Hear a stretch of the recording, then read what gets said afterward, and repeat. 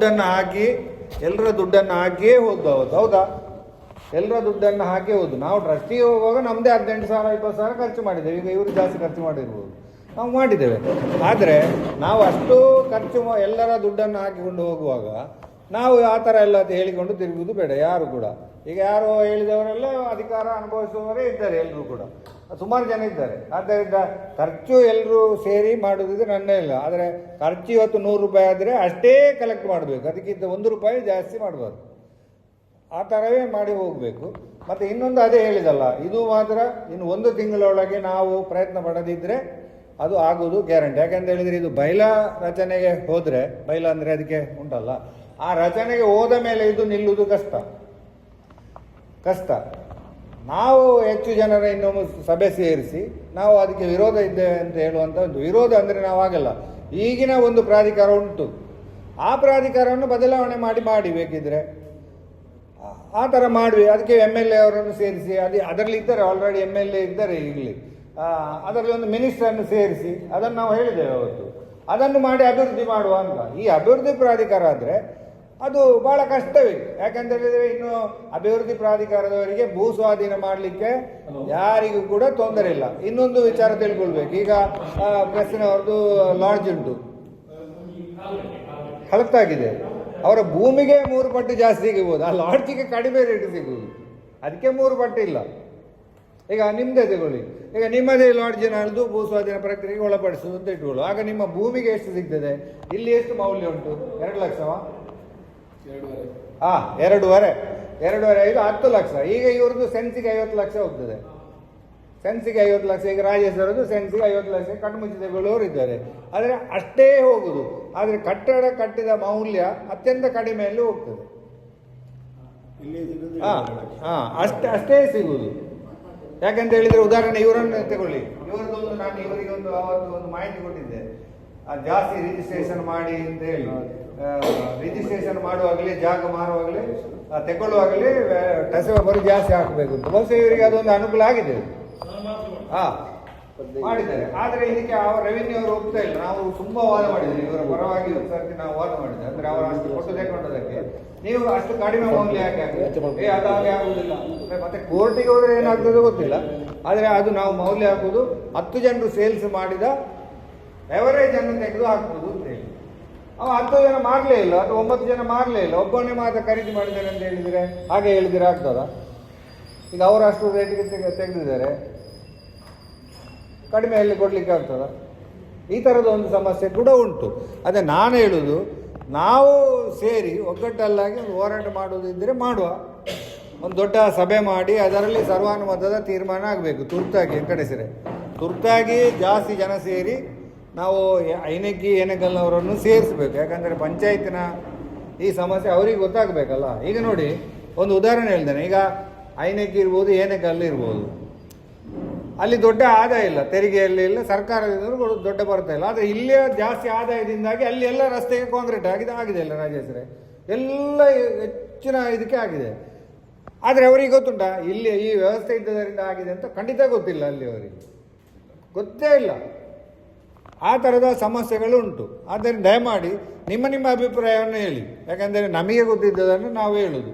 ಮತ್ತು ಇದು ಲೇಟ್ ಮಾಡಿದರೆ ಮಾತ್ರ ಈ ಬಾರಿ ಅದು ಆಗ್ತದೆ. ನಾನು ಆಗ ಹೇಳಿದಾಗೆ ಇಲ್ಲಿ ಹೇಳಿದಾರಲ್ಲ, ನಾವು ತುಂಬ ಪ್ರಯತ್ನ ಪಟ್ಟಿದ್ದೇವೆ. ವಿರೋಧಿಗಳು ಪ್ರಯತ್ನ ಪಟ್ಟರೆ ಏನೂ ಪ್ರಯೋಜನ ಇಲ್ಲ.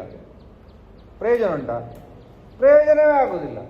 ಅದು ಸುಮ್ಮನೆ ಅವರು ಹೇಳಿದರೂ ಕೂಡ ಅದನ್ನು ಲೆಕ್ಕಕ್ಕೆ ತೆಗೆಯುವುದಿಲ್ಲ. ಈಗ ಕಳೆದ ಬಾರಿ ಅದೇ ವ್ಯಕ್ತಿ ಬಹಳ ಪ್ರಯತ್ನ ಪಟ್ಟಿದ್ದಾರೆ. ಇಲ್ಲಿ ಪ್ರಯತ್ನ ಪಟ್ಟಿದ್ದಾರೆ ಹೇಳಿದರೆ ನಮ್ಮನ್ನು ಲೆಕ್ಕಕ್ಕೆ ತೆಗೆಯದೆ ಒಂದು ಪ್ರಯತ್ನ ಪಟ್ಟರು. ಆದರೆ ಕೊನೆಯದಾಗಿ ನಮಗೆ ಮಾಡಿಸಿಕೊಟ್ಟದ್ದು ಯಾರಂತ ಹೇಳಿದರೆ ನಿತ್ಯಾನಂದ ಮುಂಡೋಳಿ ಮತ್ತು ಶಕುಂತಲಾ ಶೆಟ್ಟಿ ಅವರು.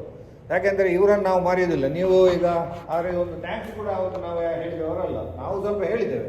ಯಾಕೆ ಅಂತ ಹೇಳಿದರೆ ನೋಡಿ, ಮಂಜುನಾಥ್ ಭಂಡಾರಿ ವಿಧಾನಸೌಧದಲ್ಲಿ ಮುಖ್ಯಮಂತ್ರಿಯ ಎಂಟ್ರೆನ್ಸ್ ಆಗುವ ಒಂದು ಇದರಲ್ಲಿ ನಾನು ಹೇಳಿದ್ದಕ್ಕೆ ನಿನಗೆ ಏನು ಗೊತ್ತಿಲ್ಲ, ಅದು ಪ್ರಾಧಿಕಾರ ಹಾಗೆ ಹೀಗೆ. ಆಗ ನಿತ್ಯಾನಂದ ಮುಂಡೋಡಿಯವರಿಗೆ ಸ್ವಲ್ಪ ಕೋಪ ಬಂದು ಅವರು ಹೇಳಿದರು, ಅವರು ಕೂಡ ವಿಧಾನ ಪರಿಷತ್ ಚುನಾವಣೆ ಇನ್ನಿತ್ತಂತ ವ್ಯಕ್ತಿ ನಿತ್ಯಾನಂದ ಮುಂಡೋಡಿ.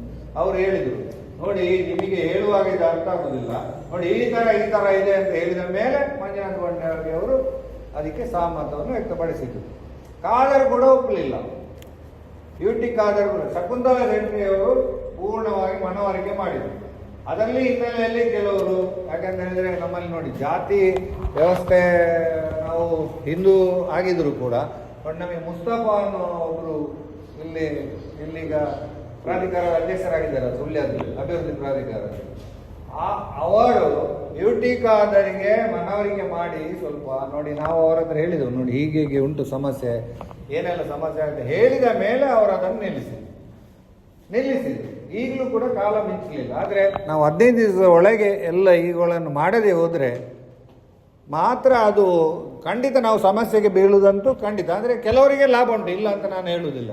ಈಗ ನಾವು ಹೇಳಿದೆವಲ್ಲ, ಈಗ ಅಭಿವೃದ್ಧಿ ಪ್ರಾಧಿಕಾರ ಆಗುವಾಗ ಕೆಲವರಿಗೆ ಸಮಸ್ಯೆ ಆದರೆ, ಇನ್ನು ಕೆಲವರು ದೂರದಿಂದ ನೋಡುವವರಿಗೆ, ಈಗ ನಾನು ಸುಬ್ರಹ್ಮಣ್ಯದಲ್ಲಿ ಇದ್ದೇನೆ, ನಾನು ಏನೆಗಲ್ ಗ್ರಾಮದಲ್ಲಿ ಕೂಡ ಇದ್ದೇನೆ, ನನಗೆ ಅಲ್ಲಿ ಕೂತು ಚೆಂದ ಕಾಣ್ತದೆ, ಇಲ್ಲಿ ಆದರೆ ಸ್ವಲ್ಪ ಹೆದರಿಕೆ ಉಂಟು. ಆ ಥರದ ವ್ಯವಸ್ಥೆ. ಅಂದರೆ ಈಗ ದೂರದಲ್ಲಿ ಇರುವವರಿಗೆ ಏನಾಗಿದೆ, ಈಗ ಸುಬ್ರಹ್ಮಣ್ಯದಲ್ಲಿ ಮಳೆ ಎಲ್ಲ ರಸ್ತೆ ವಿಸ್ತರಣೆ ಆಯಿತು, ಹಾಗೆ ಅದೇ ಎಷ್ಟು ಜನರ ಜಾಗ ಹೋಗಿದೆ ಅಂತ ಅವರಿಗೆ ಗೊತ್ತುಂಟಾ? ಒಬ್ಬನೇ ನಿಷ್ಠರಾದ ಅದರಲ್ಲಿ, ಹೆಚ್ಚಿನವರು ಯಾರು ನಿಷ್ಠರಾಗಲಿಲ್ಲ. ಅದರಲ್ಲಿ ಇತ್ತೀಚೆಗೆ ನಿನ್ನೆಲ್ಲ ಮೊನ್ನೆ ಕೂಡ ನಾನು ನಿಷ್ಠರ ಕೆಲವರಲ್ಲಿ ಆಗಿದ್ದೇನೆ. ನನಗೆ ಬೇಸರ ಇಲ್ಲ, ಒಳ್ಳೇದಾಗಲಿ ಅಂತ. ನಾನು ಅದಕ್ಕೆ ಮೊನ್ನೆ ಹೇಳಿದ್ದು ಪವನ್ರ ಹತ್ರ, ನಮ್ಮ ಒಂದು ಕರ್ತವ್ಯ ಮಾಡುವ. ಇಲ್ಲಿ ಏನಾಗಿದೆ, ಒಂದು ಕೊರತೆ, ಇಷ್ಟು ಜನ ಇದ್ದೀವಿ, ನೀವು ಎಲ್ಲ ಇದ್ದೀರಿ ನೋಡಿ, ಸಮಸ್ಯೆ ಬಂತು, ಯಾರಾದರೂ ಒಬ್ಬರಾದರೂ ಅದಕ್ಕೆ ನಾವು ಅದನ್ನು ಮಾಡುವ ಅಂತ, ನಾವೊಂದು ಸೇರುವ ಅಂತ ಹೇಳುವಂಥ ವ್ಯವಸ್ಥೆಯನ್ನು ಯಾರು ಮಾಡಲಿಲ್ಲ. ಮಾಡಿದ್ದೀರಾ ಸರ್ಮಾರೆ? ಇಲ್ಲಲ್ಲ, ಯಾರು ಕೂಡ ಮಾಡಲಿಲ್ಲ. ಅಂದರೆ ಆದರೆ ಆಗಲಿ ಅಂತ. ಅದು ಬೇಡ. ನಾವು ನೋಡಿ, ನಮ್ಮೊಟ್ಟಿಗೆ ಹಿಂದೆ ಜನ ಇದ್ದಾರೆ ಇಲ್ವೋ, ಆದರೂ ಕೂಡ ನಾಯಕತ್ವವನ್ನು ಬೆಳೆಸಿ ನಾವೊಂದು ಹೋರಾಟ ಮಾಡುವ, ಆಗ್ತದೆ. ಈಗ ನಿಮಗೆ ಒಂದು ಉದಾಹರಣೆ ಕೊಡ್ತೇನೆ, ಒಂದೇ ಒಂದು ಉದಾಹರಣೆಯಲ್ಲಿ ಮುಗಿಸ್ತೇನೆ. ಮೂಡಿಗೆರೆಯಲ್ಲಿ ಅರಣ್ಯ ಒತ್ತುವರಿ ಮಾಡಿ ಸುಮಾರು ಒಂದು 300 ಮನೆಯವರು ಇದ್ದರು. ಇವರೇ 300 ಮನೆ, ರಾಜೇಶ್ರೆ 300 ಮನೆಯವರು ಇದ್ದು, ಅದರಲ್ಲಿ ಒಬ್ಬರು ಸರ್ಕಾರಿ ಅಧಿಕಾರಿ, ಒಬ್ಬರು ಗೋಪಾಲ್ ಅಂತ ಹೇಳುವಂಥ ಒಬ್ಬ ವ್ಯಕ್ತಿ, ಅವರನ್ನೆಲ್ಲ ಸೇರಿಸಿ ಆಗ್ತದ ಬಿಡ್ತದ, ನಾವು ಒಂದು ಹೋರಾಟ ಮಾಡುವ ಅಂತ ಇಳಿದು 3 ತಿಂಗಳು ತಾಲೂಕು ಆಫೀಸಿನ ಆವರಣದಲ್ಲೇ ಅಡಿಗೆ ಮಾಡಿ ಇದು ಮಾಡ್ತಾ ಇದ್ರು. ನಮ್ಮಲ್ಲಿ ಹರ್ಷಗುಪ್ತ ಅಂತ AC ಇದ್ರು ಗೊತ್ತಾ, ಆಗ AC ಈಗ DC. ಅವರು ಬಂದು ಆ 300 ಜನರಿಗೆ ಕೂಡ ಒಂದು ಮನೆ ಮತ್ತು 2 ಎಕರೆ ಜಾಗ ಕೊಟ್ಟು, ಒಂದು ಮನೆ ಮತ್ತು 2 ಎಕರೆ ಜಾಗ ಕೊಟ್ಟು, ಅವರ ಒಬ್ಬರ ನಾಯಕತ್ವ ಒಪ್ಪಂಡು. ನಾನು ಅದಕ್ಕೆ ಹೇಳಿದ್ದು, ನೀವು ಯಾರಾದರೂ ತೊಂದರೆ ಇಲ್ಲ, ಇದನ್ನೆಲ್ಲ ಮಾಡಿ ನಾವೊಂದು ಹೋರಾಟ ಮಾಡುವ. ಈಗ ಮಾಸ್ಟರ್ ಪ್ಲಾನ್ ನಲ್ಲಿ ನಮ್ಮ ಸುಬ್ರಹ್ಮಣ್ಯಕ್ಕೆ ಬೇಕಾದಂತ ಮೂಲಭೂತವಾಗಿ ಬೇಕಾದಂತ ರಸ್ತೆ ಇರ್ಬೋದು, ಚರಂಡಿ ಇರ್ಬೋದು, ಬೀದಿ ದೀಪಗಳಿರ್ಬೋದು, ಒಳಚರಂಡಿ, UGD ಎಲ್ಲ ವ್ಯವಸ್ಥೆಗಳಾಗಿದೆ, ಸಬ್ಸ್ಟೇಷನ್ ಎಲ್ಲ ಆಗಿದೆ. 600 ಕೋಟಿ ರೂಪಾಯಿಯ ಪ್ರಾಜೆಕ್ಟ್ ಮಂಜೂರಾತಿಯಾಗಿ ಕ್ಯಾಬಿನೆಟ್ ಎಲ್ಲ ರೆಡಿ ಆಗಿದೆ. ಈಗ 98% ಆಗಿದೆ. ಇನ್ನು ಬೇಕಾಗಿರುವುದೇನು, ಸಿಕ್ಕಾಪಟ್ಟ ಲಾಡ್ಜ್ಗಳು ಅದು ಟೆಂಡರ್ ಆಗಿ ಅದು ಅನುಮೋದನೆ ಆಗಿದೆ. ಲಾಡ್ಜ್ಗಳಿರ್ಬೋದು, ಸರ್ಪ ಸಂಸ್ಕಾರ ಇದಿರ್ಬೋದು, ಅನ್ನದಾಸೋಹ ಛತ್ರ ಇರ್ಬೋದು, ಎಲ್ಲ ಕೂಡ ಆಗಿದೆ. ಯಾವ್ದು ಅಭಿವೃದ್ಧಿಗೆ ಬೇಕಾಗಿರುವಂಥದ್ದು ಏನೇನು ಬೇಕು ಎಲ್ಲ ಕೆಲಸಗಳು ಆದ ಕಾರಣ ಇನ್ನೊಂದು ಅಭಿವೃದ್ಧಿ ಪ್ರಾಧಿಕಾರ ಅಂತ ಹೇಳುವಂಥದ್ದು ಅಗತ್ಯ ಇಲ್ಲ ಸುಬ್ರಹ್ಮಣ್ಯಕ್ಕೆ.